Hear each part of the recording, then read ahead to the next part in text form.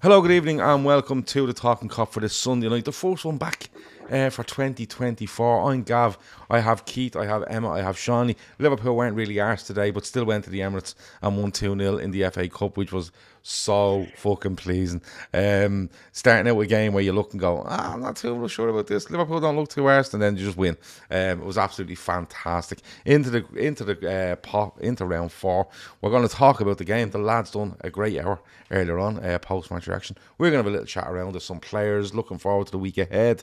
Jordan Henderson wants to come back to England. We're going to yap about him. Alan Shearer is absolutely fucking distraught. I'm hoping someone has done a welfare check on him. And anything else that comes up in the chat. Keith, Happy New Year. How are you with your lovely new Jamaica jersey on you? Yeah, cool runnings. That's me Jamaica top. Got it off the missus, one of them mystery jersey things. I was delighted with it, I have to say. Good bit of kit. Happy New Year to you, Gav. Yeah, this is our first show of the New Year. Yeah, it is. Probably don't We know. didn't do one last. We didn't do one last Sunday. With it being New Year's Eve and all that. So, yeah, great to be back. Great to be here. Good stuff. Looking forward to a nice little chat about Liverpool and Arsenal and Shearer and everyone else. Yeah, wherever comes up, whatever you can think of. If I missed that, and don't be afraid to shout it. Seany, how are you? Happy New Year. Happy New Year, fellas. To all the regulars in the chat. It feels like it's been an eternity. I don't know whether it's just me. I think it feels like it's been ages. Kids are back in school tomorrow, Seany. Yeah. Huge bonus. Big day. Isn't it? Big fucking day. Huge. One of the biggest of the year. I'm being honest. Huge if true. Honestly, it is. Good 2024 bleeding mad, shaping up to be another interesting 6 months as a Liverpool fan. I mean, intriguing. In a very positive way. So all good. Good stuff. Emmet, Happy New Year. How are you? Happy New Year, Gav. Yeah, I'm good. Good to be back. Same as Seany. It feels like it's been ages since we've been on, so just looking forward to getting the earphones back on and getting going. So it's been a good Christmas, both on and off the pitch, I think, as well. So yeah, it's been great, I have to say. Liverpool just keep plowing through competitions. People just keep telling you they're not very good, but they just keep doing it anyway. And I'm happy for that to continue for at least another 5 months or in around that. I'm absolutely fine with it. But look, Arsenal 0, Liverpool 2, Arsenal out of the FA Cup, Liverpool aren't. And all week was, what team will he go with? Will he play the young fellas? Can your man Beck that come back from Dundee play? No, he's suspended. Will Nat Phillips be there? It was all sorts of madness going on during the weekend. But Keith, I'll come to you first. I was still a little bit surprised by that team because I think Van Dijk starts if he's not unwell, and I was kind of going, wow, he's literally put in a team there where he's gone. We have a few missing, so all you lads are playing. I don't care if you're playing Wednesday. You're all playing today, Keith. He's just going for them all, it seems. Yeah, I was shocked when I saw the team, to be honest, Gav. And I agree with Van Dijk. Maybe if he had, if he hadn't been sick, if they gave him the weekend off, I don't know. But yeah, strong team, much stronger than I thought. I thought, as you said, we'll bring him back on Beck.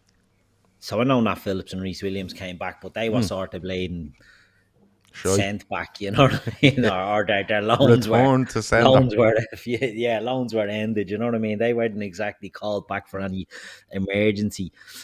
But I don't know if it gives an indication of what might happen in the Fulham game, for example, during the week.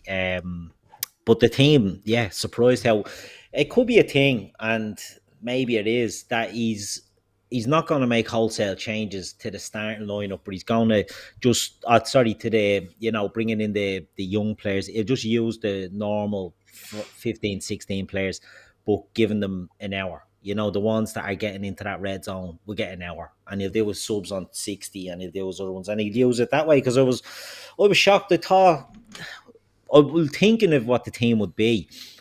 I did think it'd be Alisson. I did think it would be Virgil. But then I thought, Kwanzaa, I thought it'd be Virgil Kwanzaa. But I thought it would be two of the younger fullbacks.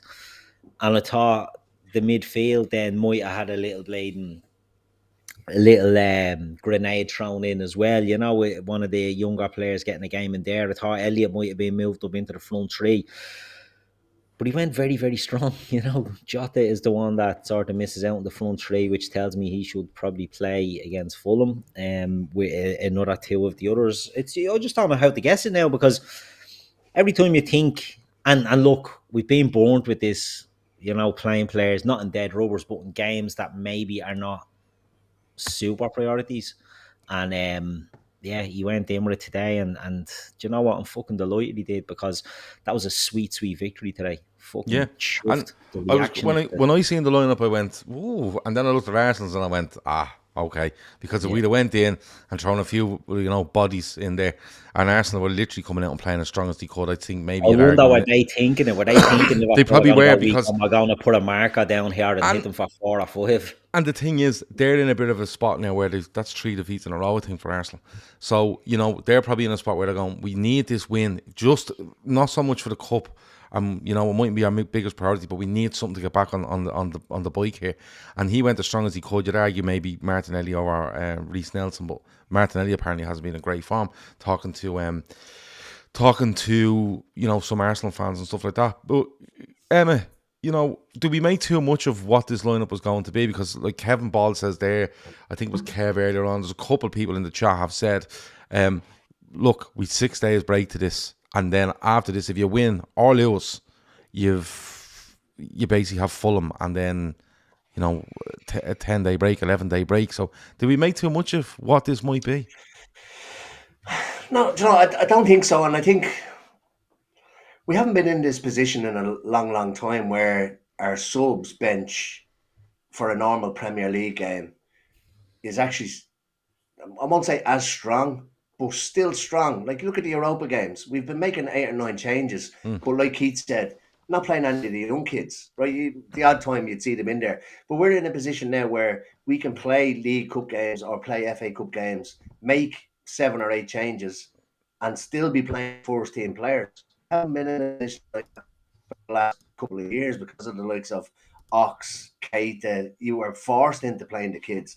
We're in kind of a nice position now, and even with players that weren't there either because of Asia Cup, AFCON, injuries, that kind of stuff, illness, still a strong enough team. Like, just 7 or 8 first team players missing for one reason or another today, but yet still put out a team that you would look at and go, any other day of the week you probably wouldn't blink if they were in the starting 11. So there was a lot of changes, but not really to the strength of the squad, I don't think. Which I think is good. I think that's the way it should be. We should be able to make changes like that. Whatever about going out and playing, and I don't want to kind of be bad on other clubs, but if you were playing like a Bournemouth or a Leeds or somebody like that and putting a team in, but to go out and put a team out like that against, let's say, they're the 3rd best team in the Premier League at the moment, and come away with a win is unbelievable. I got a message this morning saying, somebody said the rumour is that they're going to go as strong as possible. And I think we probably did with what was available. And I was delighted to see it. I was a little bit surprised. I thought you might see a Bobby Clark or Bradley starting at right back and maybe Trent starting in the middle. This could have been a game to try it, given that that's where they kicked off with Arsenal last year, with Trent moving into the middle. But now I was happy when I saw the lineup. No real surprises. The only thing I was wondering was, is it Diaz right, Núñez in the middle, Gakpo out left, or Gakpo through the middle, Núñez out left, and then it turns out it was Elliott out on the right. I thought he was playing Elliott in midfield, but when they set up at the start of the game, it looked like it was Elliott out on the right hand side instead of Mo. Yeah, in fairness, Elliott plays there against West Ham, and he's brilliant, and that's what they're probably looking at. But it didn't really work, and they do switch it later. I think it gets a bit better. Only for the injury, I'd love to see Szoboszlai go out there and play on the right for a little bit. I think he's playing. I just want to see him in midfield where we. I want to see Trent isn't in on top of him. Yeah, I want to leave him there, but I want him to, because I think he's being a bit off. He needed a rest. I think that little injury mightn't be the worst thing in the world. A couple of games out, but Seany, we're talking about the lineups there, and we're talking about air approach and stuff like that. And I'm honest to God, I was surprised. Then I scrolled up the screen, looked at Arsenal's, and went, "Oh, well, thank fuck we did put someone out," because, to be honest with you, I think they're struggling.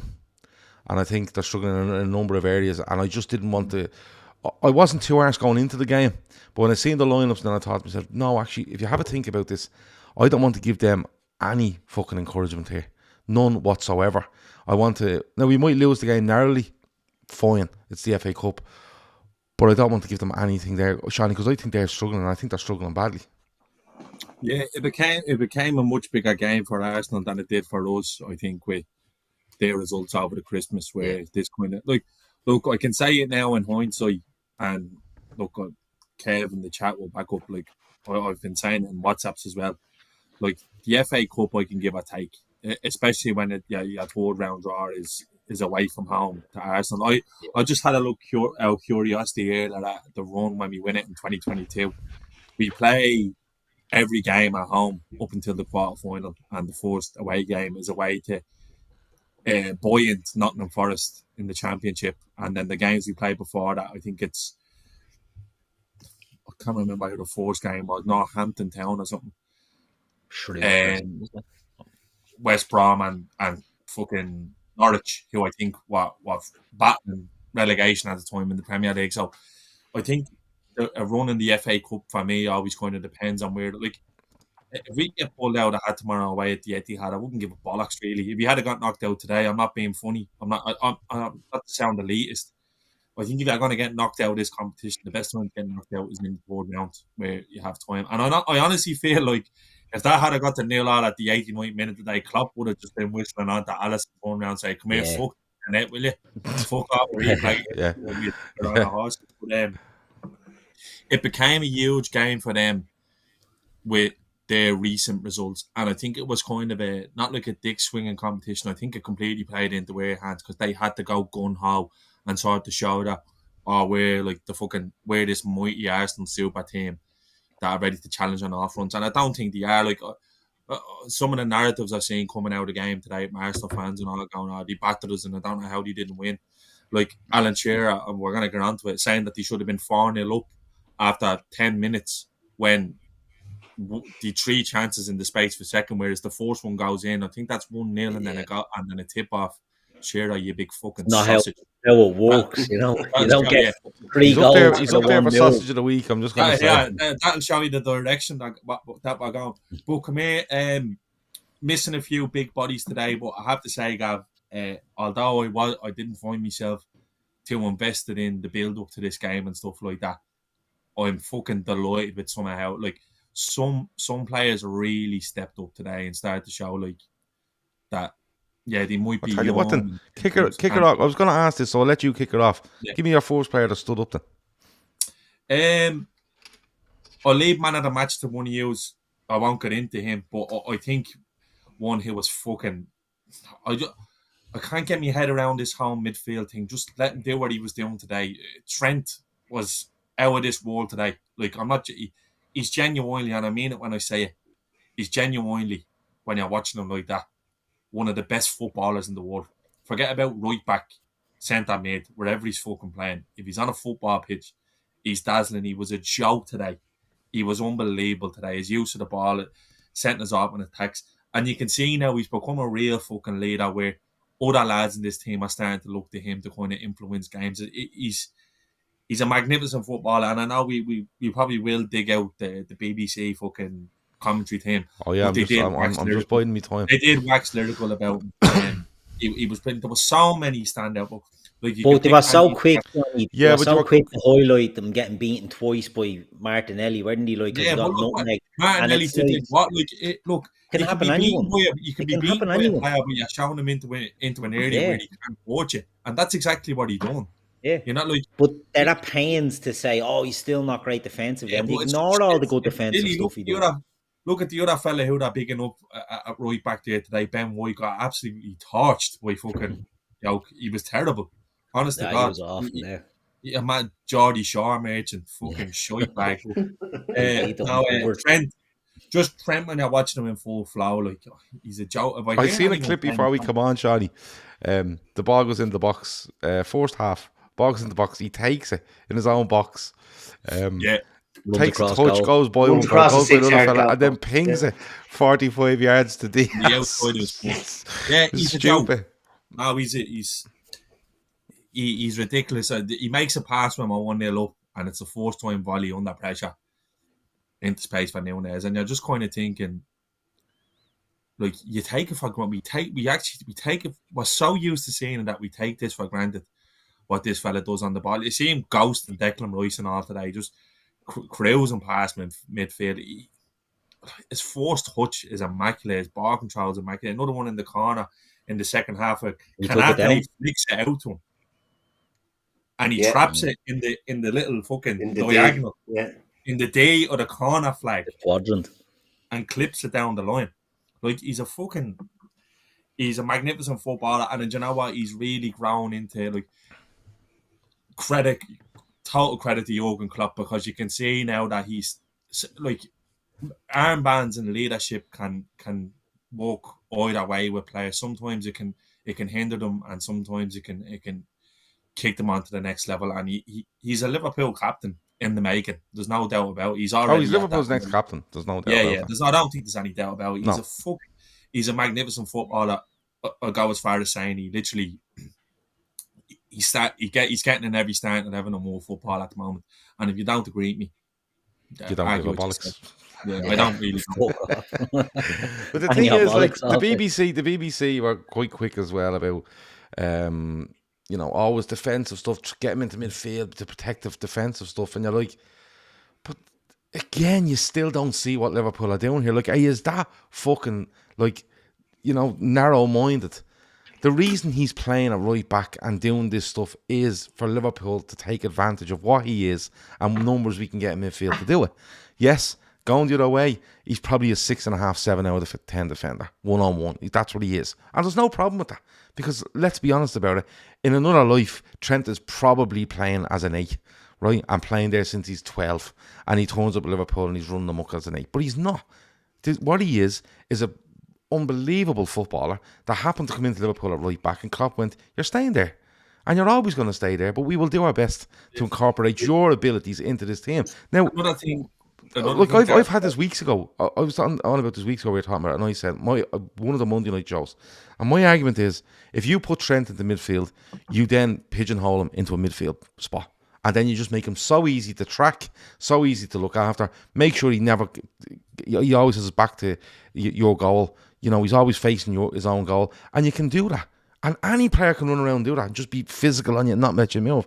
Whereas what they're doing with him now is they're going, Arsenal weren't brave enough. Arsenal should have said to the fella on the left wing, you go with him. No matter where he goes, you follow him. But they're not brave enough. They won't do it because it leaves too much room for wide men to do stuff. But I agree with you. I think the armband can go either way. And I'm going to be honest, when he got the armband, I worried, would he try overdo it, because the scouts are the captain at times, vice captain of the team. Will he try overcommit himself or try to do too much? And he's not. He's finding a balance now where he's doing everything just to the right level. And when he does things to the right level, the level is outrageous, to be perfectly honest with you. Seany's kicked off with Trent. Emmet, we like going through players on this show on a Sunday night. Anybody else you want to think stood up, was excellent? I think, but it's obvious he got man of the match. I think Konate was excellent today. Not playing with Virgil beside him, had Quansah beside him, who else I also thought was actually really good. A couple of shaky moments in the first half. I think Konate had to nearly lead the back four, or the back two, let's say, the two centre halves. I thought he was unbelievable, excellent, and his interview afterwards was fucking gas as well. Do you want to hear a good one? Do you want to hear a good one? Someone in our Telegram group said that they read on Twitter that Arsenal fans are amazed that Konate got man of the match, because, like, come on, he's not even press resistant. Well, no, they said more than that. He said, yeah. Well, I did see. That's the one I read from our Telegram group.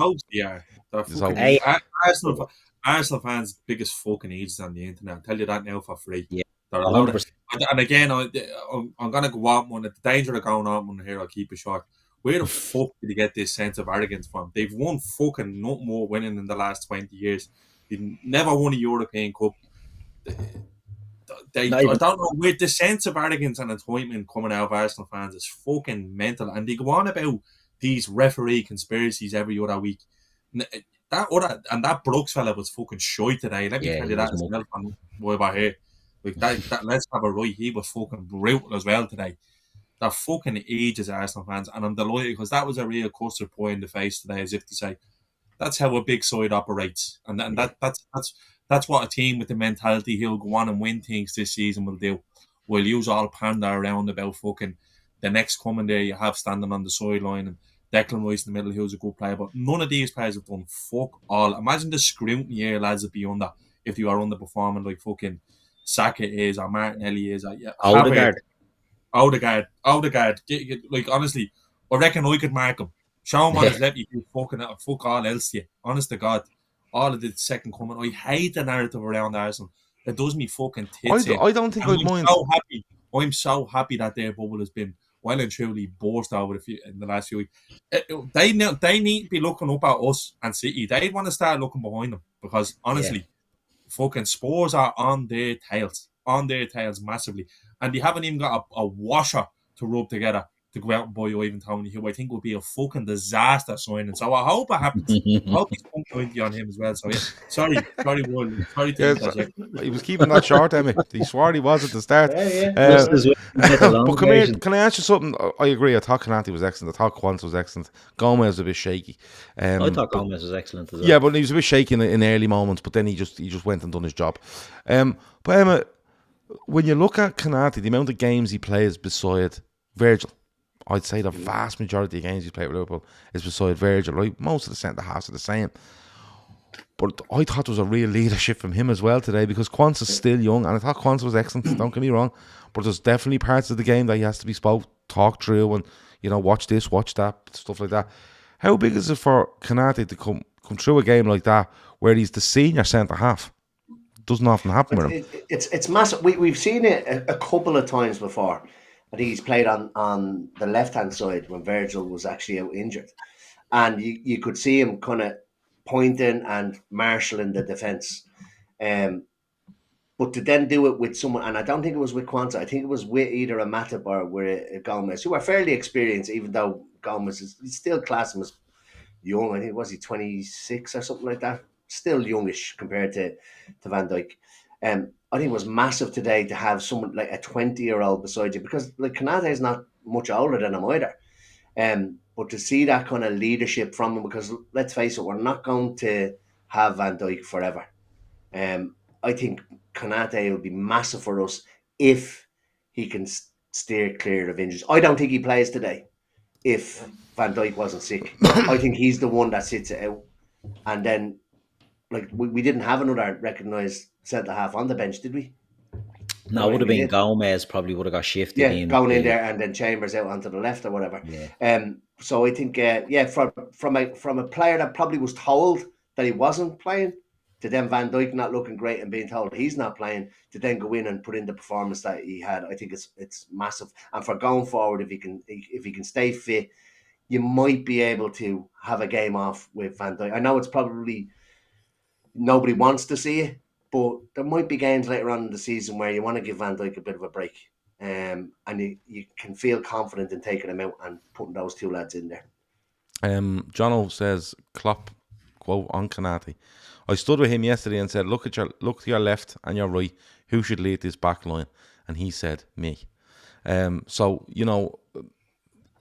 there's an awful lot of responsibility on him where he plays anyway because of the Trent thing we've just talked about. Yeah. But then when he has got Quanta beside him, you've got McAllister that's only back. You've got Gomez who's been brilliant at left back, but in fairness, like Konate could stand there and go, well, Trent's fucking off for most of the game. This fella beside me is only a young fella, although he's exceptional. And the left back is a centre half. The fella in front of us is only coming back from a good few weeks and out. Isn't actually a six.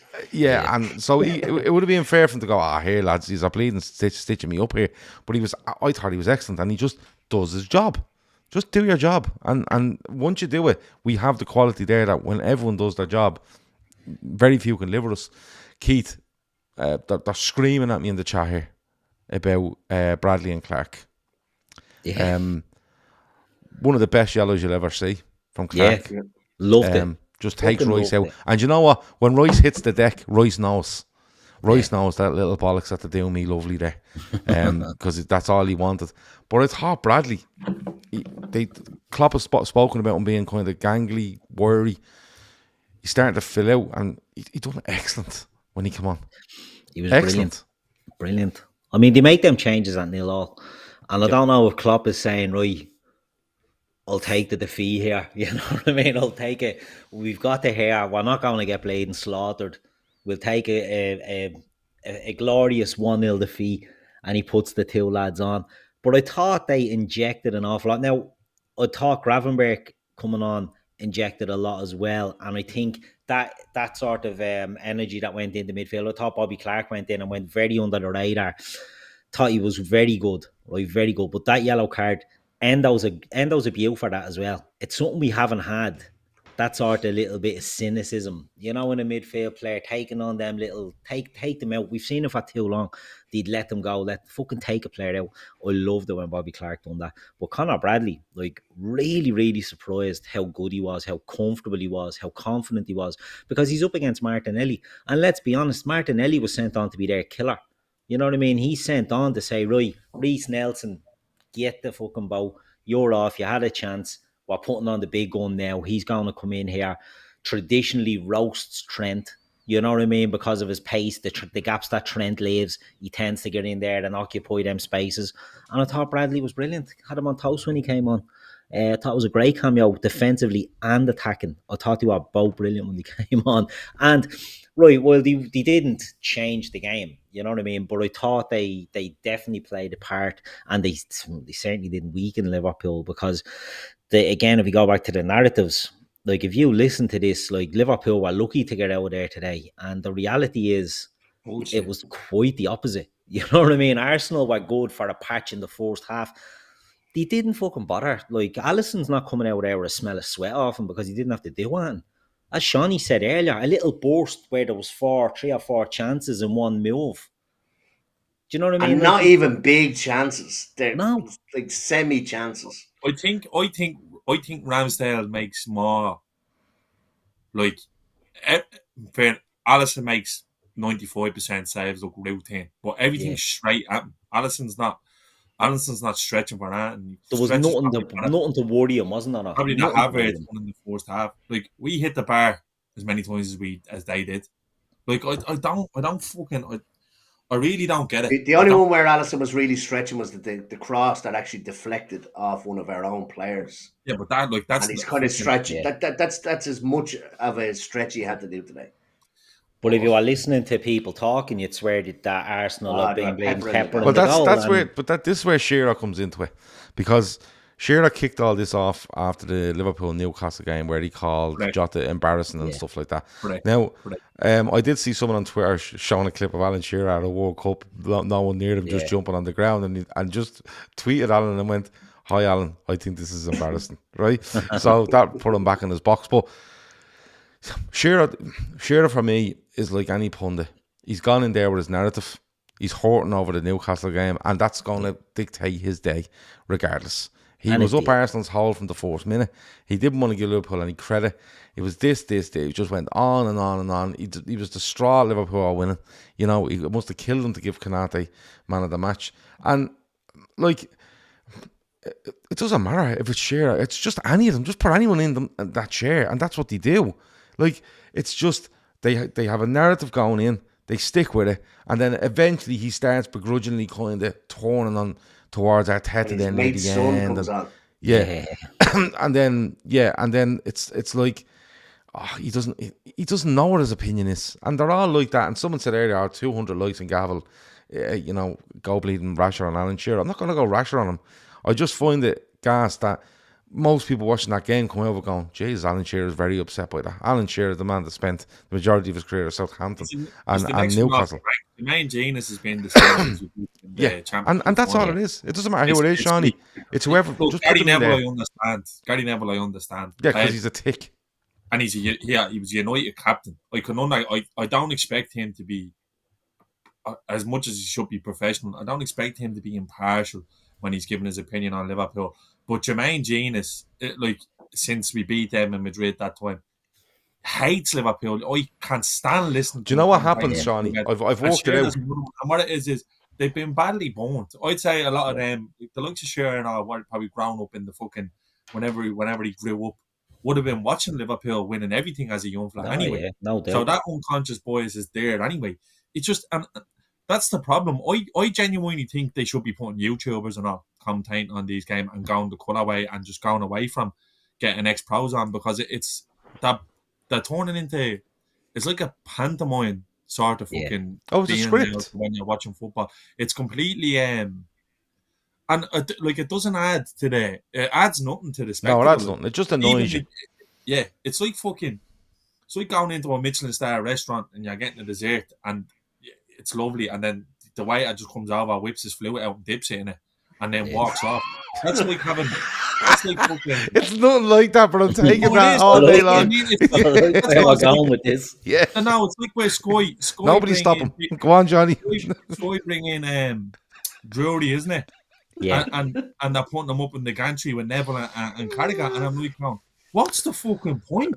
Yeah. This fella is like, what? Here we are again in the pantheon of greats. Two giants go toe to toe to look for the biggest prize, and then you just have Neville going, like he's playing down the other side of him. I'm kind of going, what's the fucking point of bringing the best commentator in the game on, and then and don't get me wrong, let's have a right. Carragher's a fucking EJ as well. He's as bad, yeah, just as bad. So I think watching BBC today, I thought, This actually might be all right, and then you just hear Shearer fucking brutal. Do you know what? I worked it out. Yeah, headed way too many balls in his career. Yeah, me in he did. Yeah, just take half his goals off. And I'd say he counted some in training as well. Like the other fucking easy do. Pele was brutal. Like most of the goals he counted was from training. But anyway, I've worked it out right. If you look at all these people, what they do is they're affiliated to a club that get on a decent run of form, and they don't pick or are as good as Spurs or Arsenal or Chelsea or even United or City. They all want to be as good as Liverpool, right? And they decide then that, listen, we've been bought over by the Saudis. We're it now. You know, forget all the bleeding stuff that goes on in the background. We'll all ignore that because we're going to be we're bigger than Liverpool now. And what happens is they get found out. And when they get found out and they turn out, we're nowhere near fucking Liverpool. We're nowhere near them as a club and institution, the level. We're nowhere near them. And that's not me being cocky over Liverpool. They just find this out for themselves. Then what happens is it just turns into hating Liverpool. They don't go, we're up there with City, we're up there with this. They don't, because it doesn't hold as much weight as being as big as Liverpool or as good as Liverpool. And then what happens is, when they find out that they're not, they all go, Liverpool, and then they just all decide they're not watching football to watch it and give you a reasoned debate on it. They're just watching it to try mask the fact they hate Liverpool, but they're very, very poor at it. And Shearer is just the latest in the production line, and I'm sure more will come as the season goes on. But they constantly tell you that Liverpool's defence is shite, and Liverpool the best record in the league. And today never looked, in my opinion, we didn't really look like losing that game today. I was more worried about the threat of the replay because I didn't think Arsenal were doing that. I thought that the blow that they got about that doing this, that great attack and only 1 team minute and all this. I think Liverpool have been excellent defensively for a while, but again, it's an old narrative. It's like an old trope that Liverpool are shy at the back, and they just keep wheeling it out and wheeling it out. Do you know what I mean? Best defensive record in the league. Yeah, it's ridiculous. I think we've conceded. Arsenal's players didn't have the minerals. They've not been weathered enough to last a match like that. Well, you see, I think Liverpool done an absolute job on Arsenal today. Like, what have we conceded? 16 goals in 21 games. I think Liverpool done an absolute job on them. I think Liverpool went in there and went, listen, these are going to come out, right? Because they probably know we should have beat them at Anfield, right? They're going to come out and they're going to try prove a point. They've lost at home to West Ham. They've lost away to fucking Fulham. They've something to prove. They have to get back on the bike here. And Liverpool went, lads, just let's stay in this game. And that's what Liverpool done. Although they hit the bar in the first half, but let's be honest, the majority of the chances in that game come from Liverpool acting the bollocks at times, right? And that's what happens in the first half. And Liverpool stay in it. And then to double down by throwing on these two lads at 0-0, going, yeah, we're throwing them on as well. And Arsenal fans going, heads melting. Do you know what I mean? And then we go and beat them. It's just fucking. When I look at it going on, I'm just like, I think you're right. I think they haven't got what they need, and I think we've done a job on them. I think we literally went. You just keep puffing and puffing there, and then we'll bring on to the next player I'm going to mention, and we'll turn this fucking game on its head, and we'll beat us, and we'll be on our merry way, and you can all tell each other what you need for the next fucking 6 months. Because Keith, we were talking about Neville there a second ago, right? Yeah, so his big thing is this big thing is that Arsenal, their experience from the title race, there was no title race last year. Yeah, their experience will stand to them this year. The last couple of weeks has shown that it won't. The squad, and I've said it a few times, the squad is still too thin, I think, to try and compete on a few different fronts. They really only replaced Xhaka with Rice. They didn't really bring anybody else. I know Trossard came in January last year, but they've not really brought anything else in. And it's shown over the last couple of weeks, and no more so than today in that game. Our lads had the mentality to, like you said, stoke up the pressure, keep going till the 94th, 5th minute, whatever like that. And we got a reward today. They just didn't have it. They didn't seem to be able to change. Our substitutes changed. Klopp changes in-game. He's done that an awful lot this season. I have to say it's been excellent this season. Maybe in seasons gone by, it was just like for like, but he's even changing the shape of the team during the game today. And to bring on those two lads today, I thought we've touched on Bradley. Thought Bradley was excellent. Every time Martinelli got the ball, he was on his touch. He was right there in front of him. But I think Bobby Clark, like you said, he kind of went a little bit unnoticed. But I think him covering around the back of Bradley allowed them to kind of nearly double up on Martinelli today. And I thought Clark was getting in and around behind Bradley to allow him to go out to Martinelli, and that kind of helped. But they don't have the experience. They don't have the minerals for that game today. Yeah, he's made the bollocks of the Pep. Arteta's a thinker, man. He's getting away with more. He's a complete thinker, man. Again, I don't know. Again, his arrogance to me is baffling. Done nothing in the game as a player. He won an FA Cup and he fucked out half the lads that dragged them over the line. Who you probably thought a bit of character about them. He's rebuilt the team in his image, and then he's gone away. He's tried to be clever with the goalkeepers.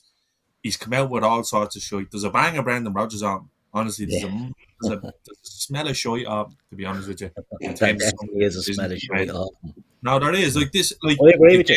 Like, no, would you say, Seany, would you say he's a geek now? Yeah, 100%. Like, what is Ramsdale a domestic cup competition goalkeeper?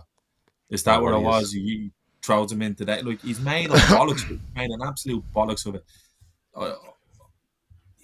The key to going again is not changing much, and he's changed way too much too quick because he thinks he's clever. Some of the shit he was coming out with earlier in the year, going, I'm trying to think like, how come more teams don't like swap out keepers in scenarios and games where you might have someone who's like, because it's not fucking conducive of anything to lead to success. You fucking need you. You're not the one, like, you're not reinventing the wheel here.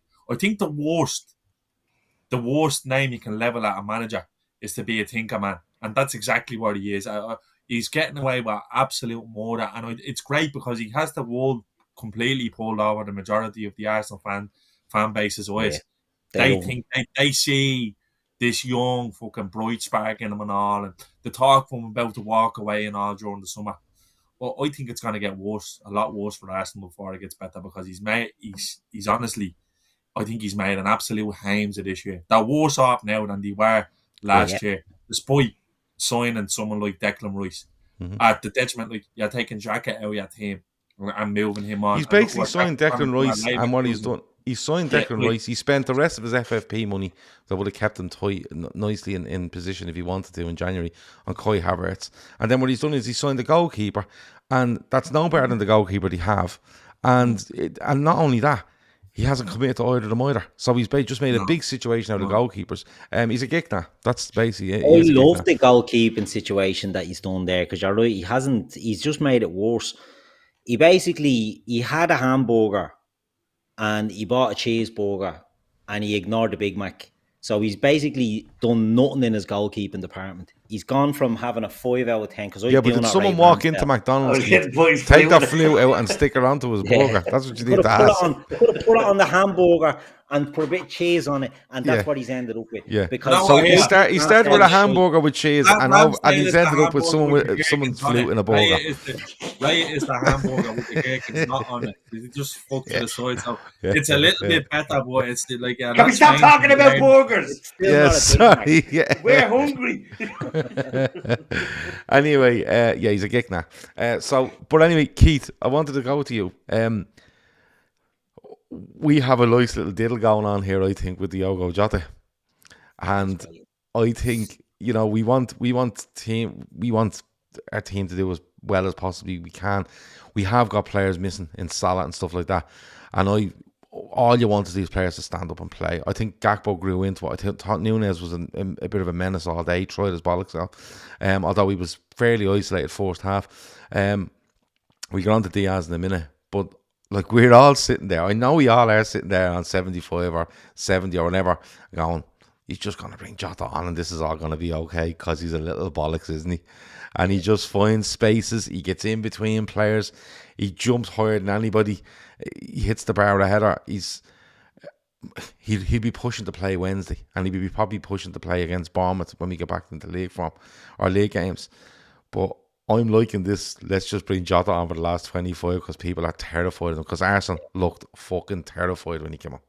I'd say when he took his tracksuit off, the Jaws music was playing in the fucking Emirates when they seen him coming on, because he is an absolute fucking... He's a nightmare to play against over the years. He is. Do you know what? He's fucking brilliant. Because he's not a standout type of player. You wouldn't look at him and say, well, he's the fastest player, or he's the strongest player, or he's the biggest player. He's fucking amazing. You know what I mean? Like, and he can influence games from the bench. Not every player can influence it from the bench. And I know that's like a backhanded compliment or whatever. But he's fucking brilliant if you play him. He's brilliant if you bring him on. You cannot leave him alone because he will do something. He makes things happen. And I thought when he came on today, I thought he was brilliant. I thought he was getting involved. He was making them shit themselves. And that back line, if you're playing against Gakpo, Diaz and Nunez, and you can probably have a degree of control. And I don't think they did in the second half, because I think Nunez was pulling them all over the shop. Fucking Ben White there, that right back, was having an awful time of it. And I thought Diaz done well running them as well. But when you bring on a Jota in there, a player who's historically, made fucking Aaron Ramsdale look like shit mince in the past, and you're bringing him on, and he's having chances. He's hitting the crossbar. He's jump for that header is a joke, by the way. You can see their players. He's only about 5'10", isn't he? Like, he's not even. But the jump for that header, he's standing still and he's fucking miles above anyone. I don't know how he does it. Yeah. Keith. In fairness, that's probably Ronaldo practicing and fucking. He made sure of Saliba training. Do you know what I mean? As well. He was literally running for about 5 yards with Saliba on his back.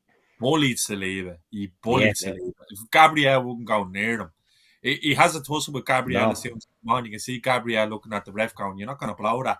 And Jota is already pressing Saliba while he bullies fucking Saliba. Yeah. Bullied him. He didn't want anything to do with him. Didn't want anything. And this is the fella that they're saying. Like, Virgil in his prime, I didn't see anyone doing that to him. And this is how they're comparing him. I like Saliba. I think he's a brilliant player. But he got shown up today when he come on, because I was kind of like, going, fucking hell, not.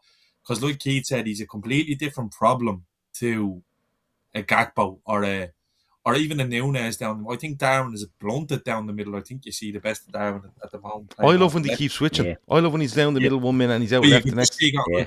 Jota just scurries away from challenges. He's a super intelligent footballer. He's fucking brilliant. He sets up 2 counter attacks that we should score from.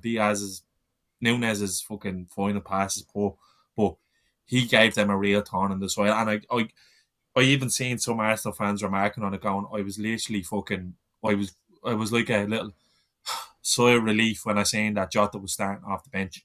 But like you said, Gav, the longer that game went on, you could see, like, it's class, because it's obviously the match directors are obviously well aware of narratives and all, and it just kept panning to him on the bench, and he was just sitting there like that, going, I'm going to get the nod now, I'm going to come on. Yeah, he comes on the hour. He comes on the hour, and for the first 15 of the second half, I'm sure, Ernst, I was just sitting there going, Jota will be on in a minute, I'm telling you. If you're on the minute and these boys won't know what's going on, it's the positions he picks up. Like, Someone said there as well is running power. People underestimate his running power. You know, he does it. It's a very faint bit. There's a faint bit of skill in the first half, and it's outrageous. Honestly, it's outrageous. But he doesn't even touch the ball. He's running through 1-on-1, and he looks like he's gonna. He fakes as if he's gonna play a little slide draw pass into Darwin, and you can see Saliba and Ben White literally step back 2 yards, and then he just drifts into the space, and I'm going, fuck me, that's so intelligent. He's taking 2 players out of the game there without even doing that. And in years gone by, he's sliding that into Salah, and you know where it goes, or it's sliding it into Mane, and you know where it goes. I just think, like, as blunt as Arsenal are, I do think their front 3 or 4 boys, they can all work on their finishing a little bit. And I think once we do click, we're going to start bouncing off teams. Like the last 20 minutes in that game yesterday was like, or today was like watching Prime Liverpool. The goal, the setup, the slice into the top corner from Diaz. It's fucking brilliant. And to have a play, the only reason Jota is not the first name on the team sheet is that his body has let him down over time. Yeah. He's been a little bit injury prone. I think where we finish and how many titles we win this year will largely depend on how many games he's available for. Because if you look back to the games where we dropped points Brighton away, he's not available. He's not there. He's not on the bench. He wasn't available for the United game, and he's not available for the Arsenal game. And he is a difference maker in terms of being in the box. And I know people have their grievances with Núñez, and I do too. But I won't fucking shut him down at for an opinion that I made. He's coming on. Núñez still massively affects the game. That we're a different team and Darwin Núñez is not in it. But Diogo Jota is a killer. He is the dagger. He's the dagger in the dark. What I find with Jota, we've missed him. We've missed him massively away to Brighton, at home to Arsenal, and at home to United. But I think if he stays fit, we won't lose or draw many I think games. we'll win the World Cup, Johnny. I think we'll win the XL World Championships and the Zenit system. That title. Yeah, and there won't be a knob floating around in Michelin. There'll be knobs just being placed in desserts in the restaurants everywhere, I'd say. Big fan of Jota. Yeah, no, listen, I just love the way he moves around the pitch. Like, even if you look at that goal, he's just hanging there going, just put it in front of me there and I'll look after the rest. And he doesn't look to go down the wing. He just looks to go across people, take people out of the game, gives it Diaz scores. But you see, I like what Núñez does, because when you watch when them two play together, and I think anyone with Núñez is that fast that teams start dropping immediately. And I think Jota loves playing in them spaces where between the midfield and the strikers. I think he likes that more than in behind. He likes them areas where he can get in and start fucking hitting shots, looking for passes and stuff like that. And when you have Núñez on the pitch, you just know if there's 30, 40 yards of grass behind you and Núñez goes away from you, you're never catching him. He's a fucking greyhound. Emmet, Diaz scores, and I was fucking thrilled he scored, because a bit like Núñez and people going, he's not this and he's not that. I think Diaz had an awful time with injuries. He comes back at the back end of last season. He looks a bit ropey, which was fair enough. I kind of just discounted that because of the injury he had from going back from October to March or wherever it was. And this season, the whole stuff with his dad was going on. You know, he wasn't in the best of form. He wasn't too bad. He gets some big goals, in fairness to him. But as much as Salah is away and we want Jota to do this, and Gakpo probably didn't walk in midfield, honestly, Emma, if this fella gets going as well, it's like pace everywhere. He can finish. He's good in the air. He has loads about him. I think it's a big goal from him. Oh, it's massive, and I want to say it looks easy. It looks like he just puts he does just put his laces through it, but it's the angle from behind the goal when you see how far wide of the post he was to be able to get it into the top corner from there. It reminded me of Mane against Man City. I think it was in the cup semi-final. Where he just absolutely lashes it into the top corner. He sliced it into the top corner. Yeah. And I think it's a massive goal for Diaz. I thought he's actually looked better playing with Gomez than he has with Tsimikas. I don't know whether that's the reason why, or maybe he's just starting to find his form. But I agree with something that you said as well. I love when you don't know where these boys are going to pop up. Like I'm not going to compare them to Firmino, Salah, and Mane, but that's the way it was when we were in our prime with them. You didn't know who was going to pop up where, and I love that about the fact that we're able to switch up top. But I do prefer Núñez out on the left hand side. I think maybe Diaz could be the right winger while Salah is away. But it's a great goal, and you can see what it means to him as well when he scores those goals. I honestly thought he scored the header. I had put up a post on Facebook and everything. Yeah. Diaz 1-0. It's brilliant after everything that he's after been through. And right, if we can keep him and Jota fit, I think he's gonna absolutely tear. It's just a difference in them all. You know, Diaz wants to get at you. He wants to come across to put the ball. Jota will be in the box if you want to, but he'll hang around and he'll create. Núñez want to go in behind you, and you'll never catch him. And Gakpo's intelligent, really intelligent in what he does in the movement and how he protects the ball. There's a really good mix there. Don't get me wrong, you're missing Salah. There's a bit of dog in them all as well. Yeah, but that's the thing. Like, he said dog, not dogging, just before people go, man. A bit of dog in them. Exactly. I was what they're into. Well, listen, if people are into flutes being not lashed on the table in Michelin star restaurant, sure. I'm not into it, I'm just saying it happened. Yeah. Wasn't me, Lord.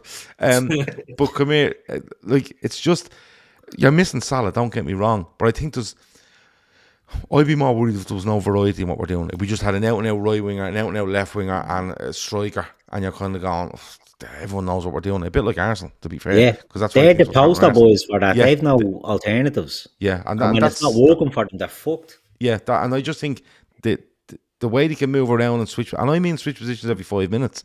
I want Núñez down the left 1 minute and then turn to the middle the next, and dropping off to the right, and it can work once you know. I'm going over here. You make sure you fucking do my job over there, so we don't get bollocked by fucking Pep Linders or whoever. But for him to get the goal today, I thought was excellent. Just quickly looking forward, because we're going to get off here in a minute. I want to talk about the charity stuff in a minute. Just quickly looking forward to the midweek Fulham first leg semi-final at Anfield of the League Cup. Keith, do you expect him to go strong again? I think he will. I think he'll go as strong as he possibly can, and then he get to 10 days off or whatever. Yeah, I think they go strong. I was sort of, thinking they may have gone with the younger lads. Now, maybe he throws Connor Bradley in, but I think it would be a 1 or 2, maybe. I think he goes strong, because I think he want to win. Not win, I don't mean that to sound arrogant. I think he want to absolutely kill the toy off in the first leg, which is extremely arrogant, but you know what I mean? I think that's what he'd like to do. Just get that match done and dusted, if possible, because Fulham are a very erratic team, aren't they? They're winning 5-0, and they're getting beaten, and they're just so up and down. Even they've some good players there. They've some players that can cause you damage, but we should really be looking at that and saying, yeah, we can do this. So I think he goes strong. I think there'll be a couple of changes from tonight. I think, for example, Jota and Gravenberch will start against Fulham, but that's not exactly weakening you. Do you know what I mean? And that's the beauty. I think we're just going to select. Yeah, we're going to select from the boys that are there. That'll be, 1 or 2 changes here and there. But it'll be interesting to see which way he goes with. I don't know if Van Beek will feature. I can't see him coming back and blading, dropping him in after. Right, he was meant to be great up at Dundee. He getting rave reviews and all that sort of stuff. But he's only back with the squad, a couple of weeks. I can't see him doing it. But you never know. I think Bradley and Clark really done their chances no harm. But look, we're at the blade meaty end of the tournament there. You can't be taking the piss. You're going into a semi-final. You have a good chance against a team who are not as good as us to really put them under pressure for the second leg, and I think we should. I think it'd be very, very foolish if we take Fulham for granted and only sort of draw or have the odd goal lead. I think try and put it to bed as quickly as possible. Go strong. Okay. Shawnee, I want to ask you about, there's a lot of stuff going around about Jordan Henderson today and yesterday and the day before. Talk coming out of Saudi Arabia that he wants to come back to the Premier League. He's obviously You know, he's obviously gone there and done all the stuff he promised in record time. He's raised the profile of all the stuff that he needed to raise the profile of, and he's like, look, lads, it's like when you go into work on a Saturday, Shawnee, and you're getting paid till 2, but you get the work done by 12 and you head home and you get your few quid. Talk of him coming back to the Premier League. I've seen Spurs being linked. Liverpool fans going, will he come back and all? Shawnee, he shouldn't be allowed anywhere near Liverpool Football Club. Couldn't care less. No, I know you don't, but he shouldn't be allowed anywhere near Liverpool Football Club. Yeah, no, couldn't care less about him. Couldn't care less about him. Yeah. Honest to God, just a fucking PR disaster for Jordan Henderson. Whoever fought her up, I'd have had infinite more respect for him if he just told the truth and he was initially leaving. All the shite he drummed up, and then the shite he saved, and then when they got over there, the shite he was eating. At the end of the day, boys, everyone turned around going, oh, it's life-changing money and he's a millionaire or whatever. It's not life-changing money because he's able to walk away from it now because of the fortune he'd already procured being a professional footballer, and he realised, I've literally retired on the spot here, coming over here and playing here. It's a fucking shit show. The Saudi League was never going to go any other way. They're completely disposable to these owners over there because they have the fucking World Cup now. They don't need any of this shit anymore. It was a complete exercise. Look at half the stadiums that were used in Qatar and knocked down. What did he call them? White elephants. It was a shit show in Henderson to begin with, by how he handled his departure at Liverpool, and I can't even remember the fellas he was using in the media to try peddle it out as if the club were more or less pushing him out and he felt unwanted. But the fellas he tried to use, Don King was it? The fellas he tried to use to do that spin that actually made a ball of spinning it as well. Look, we haven't missed him. That's the main thing. I haven't watched a game of football this year that included Liverpool and went, oh, do you know who we missed today? Jordan Henderson, who can't get around the pitch anymore. Do you know who we missed today? His leadership. Because why? The next ones in, they've all stood up and they've all fucking been counted. So, look, at the end of the days, you should never really hang your hopes and dreams on these fellas. A lot of people did. I'm grateful for Henderson for what he did in his time as a Liverpool player and as captain, but I've no need to defend him anymore. Honest to God, I've no need to. I've probably reason to be a little bit disappointed in him. Where you feel like that is, and people go, "Oh, well, they're just footballers, and you are offered to do your job." Yeah, because I haven't procured millions doing me fucking profession. Of course, I'm gonna go somewhere and work, even if it doesn't align with my morals. If it means it'll change my life, that was never the case for him. I hated that argument. And look, you rewatch yourself. I don't know. What's the point of him going to Spurs? Is he better player than Højbjerg at the moment? I don't know. Looks like his legs are gone to me. Haven't seen that of him doing that nowadays. He's running around with number 10 jersey on his back. He's better off staying there than coming back with his tail between his legs. Because even though I thought it was impossible, he looks like an even bigger gobshite now than he did 6 months ago. And I thought he would have had a fucking really difficult job doing that. So fuck him. And people are downplaying that. Night no bounds about it. That's a swipe from Klopp there after the game saying, oh, did he hold a press conference? Because he was so fucking vocal and using whatever he had to do to find a way out of Liverpool. He thought he could just walk out scot-free. And the best thing about it is, apparently we have a sell-on clause. So if anyone wants to buy him, we're going to get a big chunk of that as well. So fuck him. Fuck him and the Saudi experiment. I hope he ends up at United or something. Honestly, it wouldn't even make me think any lower of him. That's the gun on the truth. So I think, you let him go back to the championship to fucking Sunderland and get them back up and be a hero there somewhere. Fuck him, honestly. Jerry says, I wouldn't forget Henderson was a great player here, but he left the rotten way. You move on. That's where I am on it. I said it from the start when all this started coming out. The Jordan Henderson, who was a complete and utter mute when this was going on, he could have come out and put it to bed, or come out and being honest and said it was happening, and he didn't. He sat there, and then went and done his one-man production at Anfield about him leaving and how much it meant to him and stuff like that. But it didn't mean enough to him to be open to people, as far as I'm concerned. And I don't know the ins and outs of it, but as a football fan looking at what was going on there, days and days and days of speculation, not only about football speculation, but, you know, speculation on people's principles and other stuff. And then only letting stuff go to Dom King, who ain't a bollocks of it, by the way, because he contradicted himself on consecutive days with regards to it. You know, oh, he's getting offered 700 grand a week, and then all of a sudden, oh, well, we don't know how much he's getting offered. Well, you did yesterday, Dom. So what's going on? I'd never play down what Henderson done at Liverpool Football Club, but for me, you know, you're only as good as your last day's work, I suppose, is what people say. And his last day's work at Liverpool was horrendous for me. And the way he done it was completely and utter wrong. So Liverpool, I don't think Liverpool would ever entertain bringing him back. But, I think most people out there should realise that Liverpool won't. It shouldn't be entertained, and that's where it is. Emmet, the draw, 4th round. I put a poll up earlier on the YouTube, Emmet, right? And I said, option A, home draw against anyone. Option B, a handy away.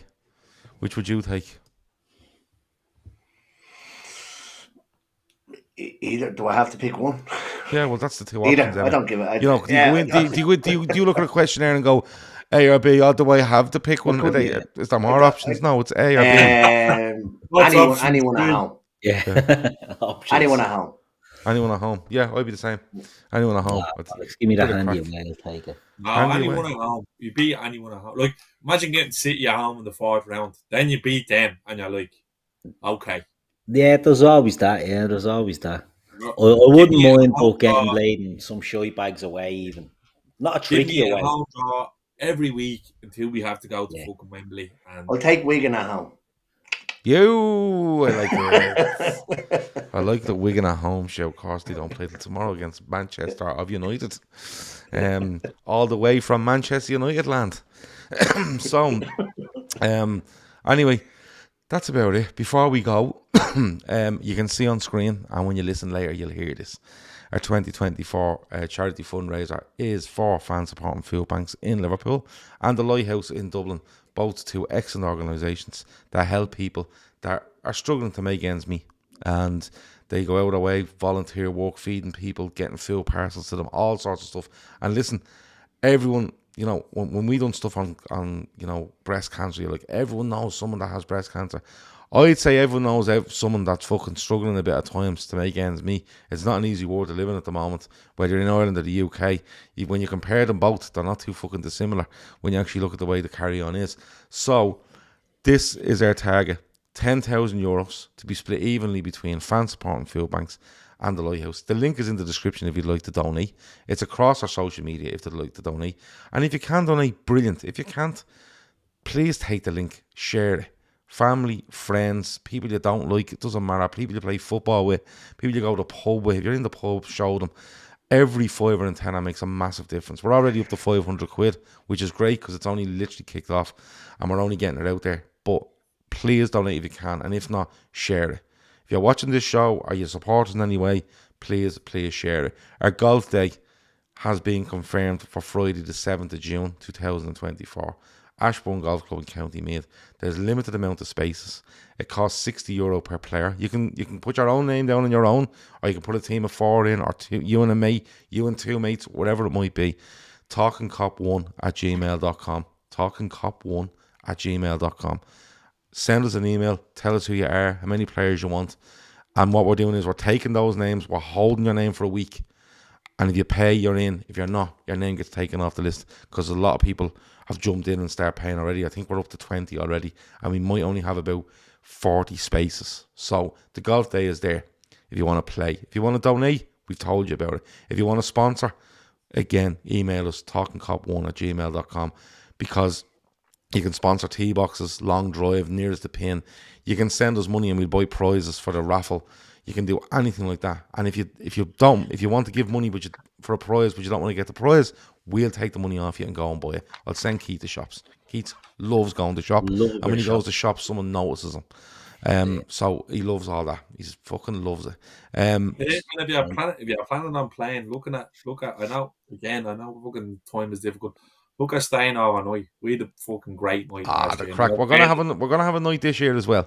Yeah, in fairness, Emmet came to the rescue and picked us up from Ballygow backwards to go back to Dublin. we had a fucking we had a great night. Garmack was there with his brother and Brian O'Sullivan as well and his mates, and we had a great time. And Gav did a fucking phenomenal rendition of "Wish You Were Here" and the Aslan version. Oh, the Aslan version, whopper it is. Yeah. But we're going to do that. We're going to do that again. We're going to do it again. So if you want to help us out during the golf day, come down and just be around the golf course, around the club. You can, like I said, donate. You can sponsor. You can do anything. And look, you might watch this and you may have runs a business, or your dad or your uncle or whoever. Your family might all throw a tenner ahead in to give £100 towards a tee box sponsor for a family friend or whatever it might be. You can sponsor for anything. So talkinkop1@gmail.com. And we will deal with people that want to play, people that want to donate, and people that want the sponsors on the day. Like I said, if we get to this 10 grand, it's 5 grand. We're going an awful long way for fan support and food banks and the Lighthouse. Genuinely, it really will. Garmack's already looking to the points, forward to the points this year. There was we won a load of gear last year as well. The raffle, the mad stuff. Oh, there was 37 prizes last year. There was loads of wine. People were just opening bottles of wine and slaughtering. They're cracking open the bottles of wine and everything. Just opening bottles of wine and swigging it. At the end, then I was trading some fella a shiny Charizard for a bat set or something that he was at the win. It was a mad thing. Yeah. And so look, we do our best, and even if we drum up enough prizes for a little raffle, great. If we don't, we still go out for a night out and a few drinks. And you're more than welcome to join us. So whether it's during the golf, after the golf, that night, if you can help out in any way, please get on to us at talkinkop1@gmail.com.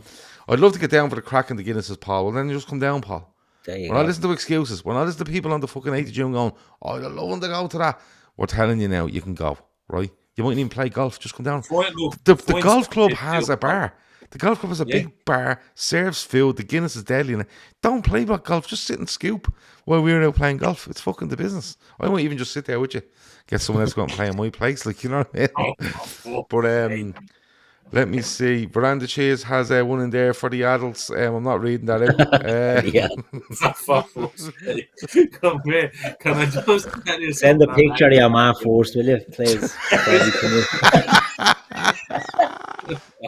Send us a picture of your man first. Go on.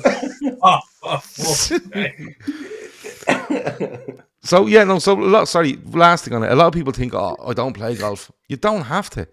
Like, genuinely, Garmack turned up last year, doesn't play golf, just sat and had a few scoops. Steve Murphy. Gav's phone's blown up now at entries. Yeah, no, but Steve Murphy comes down and helps me out with all the scorecards and getting people out on the course and the pictures before they go out and stuff like that. Doesn't play golf. Literally sits in the clubhouse, has a few points, watches the football or watches the golf, whatever's on, and then just spends the day with us. So that's where it is.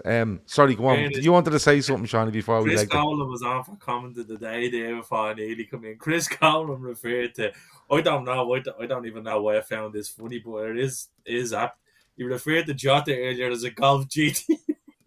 Golf GT. Yeah, I did see that. Gets around and does the job, I did see that. In fairness. Anyway, we're going to. We'll be there.